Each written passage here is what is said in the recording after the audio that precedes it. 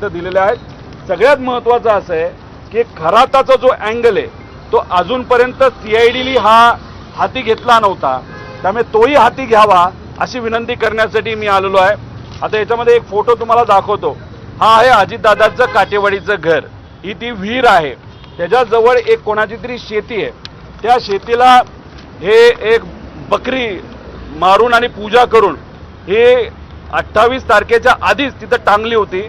आता फक्त हाडं आणि काही थोड्या प्रमाणात मांस हे तिथं आहे।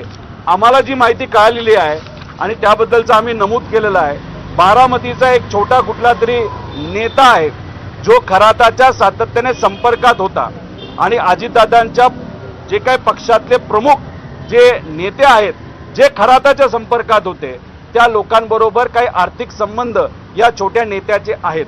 काटेवाडी हे जे घर आहे त्या घराचे जे काही आपल्याला पगार द्यावे लागतात, पेमेंट करावे लागतात, त्याच्यामध्ये हा छोटा नेता कुठेतरी इन्व्हॉल्ड आहे असं आम्हाला कळतंय। आणि ह्या सगळ्या पूजा एक काटेवाडीच्या घराच्या बाहेरची आणि तिथं सहयोग नावाचं घर आहे त्याच्या बाहेरची पूजा या छोट्या नेत्याच्या माध्यमातून केली असं आम्हाला कळतंय। आम्ही काळ्या जादूवर विश्वास ठेवत नाही, आम्ही भोंदूगिरीवर विश्वास ठेवत नाही, पण या मागचा हेतू काय होता? दादांच्या तिन्ही घराबाहेर म्हणजे एक काटेवाडीचं घर, बारामतीचं घर आणि देवगिरी बंगला या तिन्ही घराच्या बाहेर अशा प्रकारच्या पूजा का झाल्या? मग खराताच्या अकाउंटमध्ये 27, 28 आणि 29 जानेवारीला उलाढाल का वाढली?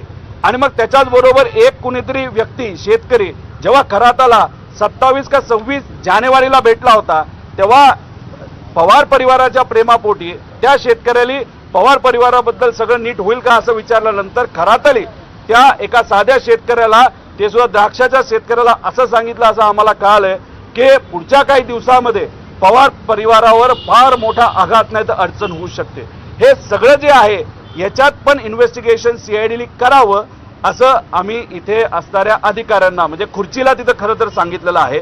इथं मोकळी खुर्ची जी होती त्याला आम्ही विनंती केलेली आहे, पण आमचं डॉक्युमेंट इन्व्हर्ट झालेले 140 कलमाच्या अंतर्गत माझं जे काही स्टेटमेंट आहे आणि मग मी सहज गप्पा मारत असताना नाहीतर इतरही सोर्सेसच्या माध्यमातून माहिती केली। मी 4 वेळा आलोय, 3 वेळा आलोय। VK सिंग किती वेळा आणलं गेलं त्याला? एकदा। रोहित सिंग किती वेळा आला? एकदा सुद्धा आला नाही। मग सीआयडी खरंच काय करते याचा खऱ्या अर्थाने अभ्यास करण्याची त्या ठिकाणी जरूरत आहे असं मला तरी वाटतं।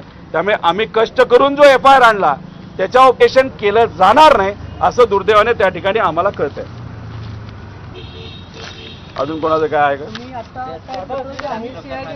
फार ते गंभीर आरोप केलाय। एक तर DGCI ने ती एजन्सी जी नेमली तेवढं जरा पुन्हा खुलासेवर सांगा, ती एजन्सी कुठली आहे, नेमकं ते काय काम करेल हा एक भाग, आणि दुसरं काटेवाडीच्या बकरा